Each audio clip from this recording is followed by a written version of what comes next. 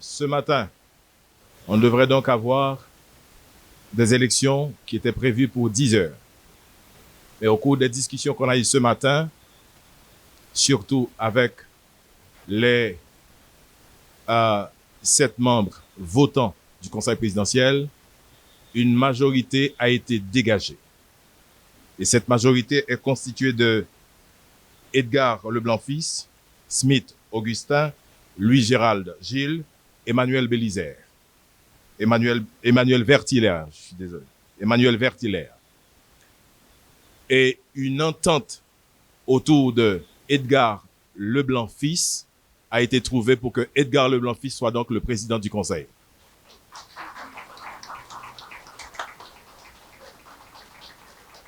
Cependant, il faut surtout signaler que cet accord n'engage pas tous les membres du Conseil, engage exactement et uniquement cette majorité.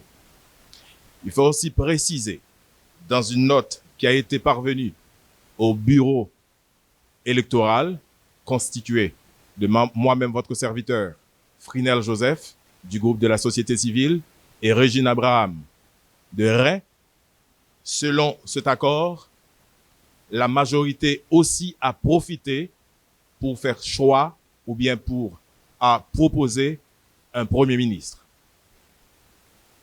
Il s'agit donc de Fritz Bélizaire.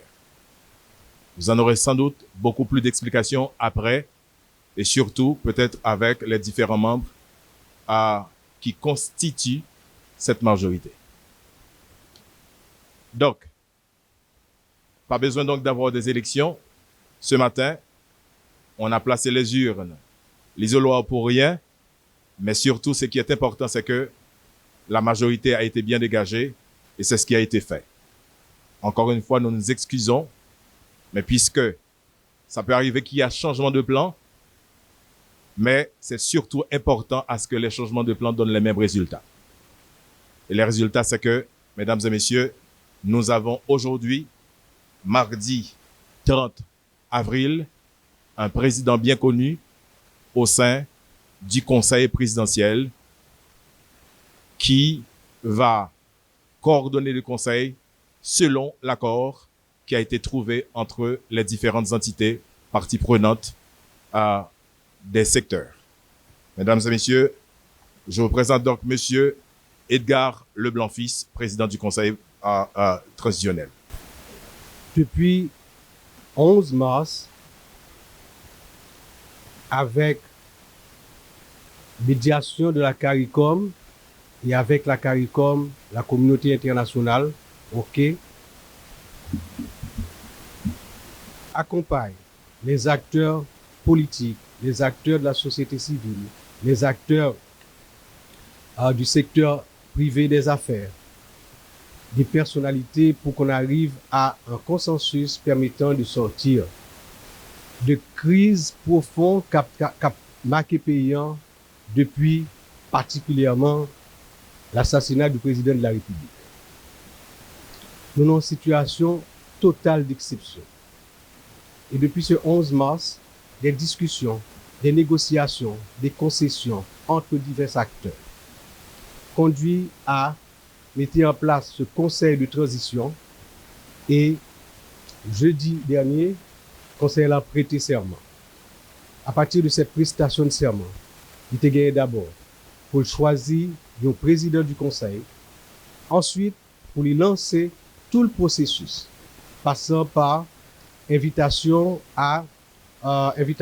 aux différents secteurs pour proposer et faire choix du Premier ministre, mettre en place un gouvernement et engager les différentes décisions importantes qu'il doit prendre pour que nous arrivions à des élections transparentes, crédibles, non contestées et qui permettent que le 7 février 2000 et qui permettent à partir de réforme constitutionnelle et autres à entreprendre, le 7 février 2026, conseil là fini mandat et faire une passation de manière à ce que nous engagions définitivement dans une période de stabilité pour pays et puis de relance de l'économie, de relance des activités totales à partir d'institutions de l'État et d'institutions de la société qui chita sur de nouvelles bases.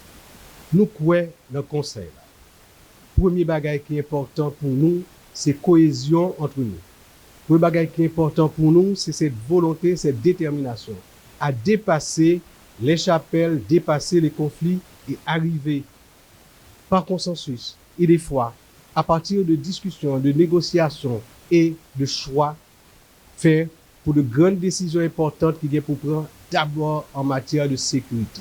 Libérer le pays de l'action de gens qui fait souffrir tellement de gens, qui fait tellement de victimes. Et ce matin, c'est publiquement que nous reconnaissons souffrance toute victime, tout sac déplacé, toute jeune fille, femme qui subit acte de Kadejak, tout le monde qui a caillou boulé, tout entrepreneur qui perdu entreprise. C'est responsabilité grande que conseil la guerre pour le mener dans tête frette en cherchant le consensus maximum à chaque fois, mais en étant déterminé pour nous arriver en 21 mois respecter mandat ça. Matin, nous prenons 2 heures de temps de retard avant que nous venions devant le public là pour faire cet exercice de discussion, de négociation, de concession qui a amené à, au lieu de un vote de choix par ou majorité, en d'un conseil là de ça. L'acceptation de cet exercice prouve que nous sommes capables de discuter, négocier, faire concession et puis arriver à des résultats. C'est sous base de ça seulement que nous, dans le conseil là, nous croyons que nous sommes capables de porter résultats et remplir à plein notre mission. Je remercie tous les membres du conseil, je remercie les organisations politiques, les organisations de la société civile, parties prenantes de la crise et des négociations qui ont amené à la formation de ce conseil. Et leur présence ici encourage nous. Et par-delà, à travers la presse, remercier tout peuple haïtien qui a les yeux braqués sur nous, qui attendent depuis longtemps et qui t'a même trouvé que nous t'es en retard, nous devons aller plus vite. C'est normal que vous pressez parce que vous avez souffert. Nous pas aller si vite parce que nous voulons chaque pas de faire nous consolider et nous assurer que l'autre pas c'est pour un bon pas. Et c'est peut-être ça nous faisons dans le cadre de discussion, de négociation, de concession et de consensus. Mesdames, Messieurs, matin, c'est un pas définitif qui met entre nous dans le processus pour arriver à sortir de crise. Nous gagnons rapidement au Conseil pour nous prendre des dispositions, pour que gagne un gouvernement qui mette en place. Ensuite, il y a des décisions importantes en matière de sécurité qui pour prendre. Est-ce pourquoi? Hier, pendant toute la journée, nous rencontrons le haut commandement de l'armée.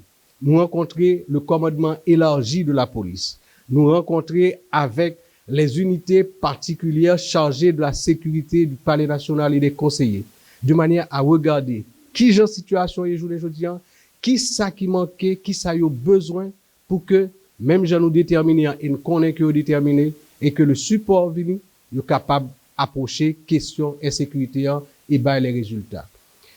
Selon discussion que nous faisons, entente que nous faisons pour que nous portions besoin en matériel, besoin en équipement que nous avons besoin et surtout besoin en renforcement moral des troupes qui sont terrain, ok? Nous croyons que je vous promets pour ça, que dans les prochains jours, prochaines semaines, et que il y a déjà des signes qui baillent en matière de sécurité dans le pays. Nous très contents aujourd'hui pour nous commencer sur la base de discussion, sur la base de concession et de consensus à cette cérémonie de désignation du président du conseil qui gagnait particulièrement pour rôle de coordonner l'activité. Il est un coordonnateur et ça fait que tout conseiller, partie prenante de toute décision et toute décision doit être faite dans la transparence. Et c'est ça qui a fait la crédibilité du conseil. Mesdames, Messieurs, merci. C'est une prise de parole sur le tas. OK? Alors, on va prêter davantage.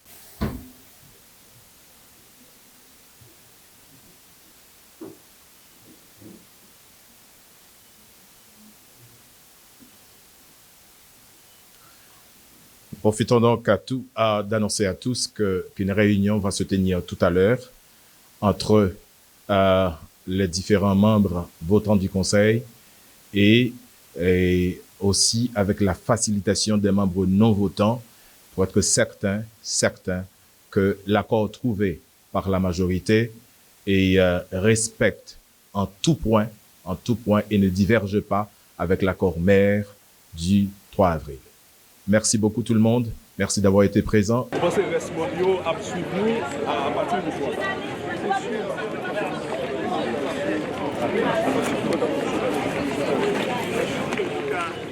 C'est assez compliqué, que nous avons vraiment très agité, ce qui fait que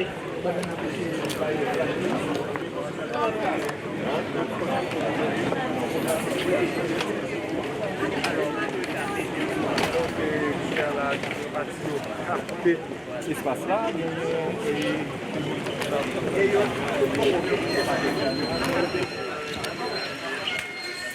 entonces eso se queda.